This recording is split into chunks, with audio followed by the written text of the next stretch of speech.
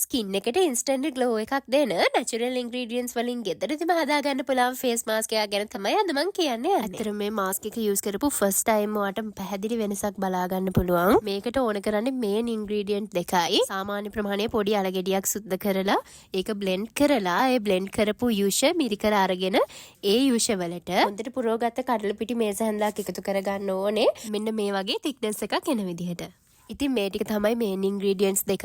ඔයාගාව තියෙනවා නම් සුදු හඳුන්, වෙනිවැල් කුඩු, කොකුම් පොතු, කහ වගේ ඉන්ග්‍රීඩියන්ට්ස් ඔයාලට මේකට ඇඩ් කරගන්න පුළුවන්. ඊට පස්සේ මූණ හොඳට වොෂ් කරලා මේක මූණ පුරාම ඇප්ලයි කරන්න තියෙන්නේ. මම චුට්ටක් තික් විදියට ඇප්ලයි කරගන්නවා මුළු මූණ පුරාම. අද මට චුට්ටක් සනීප නැහැ. ඒක තමයි මගේ වොයිස් එක චුට්ටක් අවුල් ගිහලා තියෙන්නේ. ඒකට අපොලොජයිස් කරනවා. මේ වීඩියෝ එකේ ඔයාලට පේනවා වගේ මගේ මූණයි බෙල්ලයි මගේ ඇඟට වඩා පාටින් අඩුයි.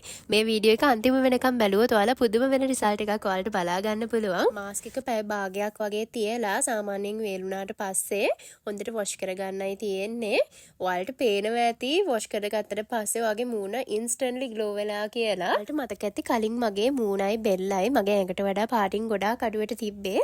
ඒනට ඔයාලට මේ දැන් පේනවද මගේ මූණයි බෙල්ලයි ඇඟයි අතර වෙනස? මාරම ග්ලෝ එකක් ඇවිල්ලා තියෙනවා මූණටයි බෙල්ලටයි. ඉතින් තවත් මේ වගේ වීඩියෝස් බලන්න මාව ෆලෝ කරලා තියාගන්න. බයි.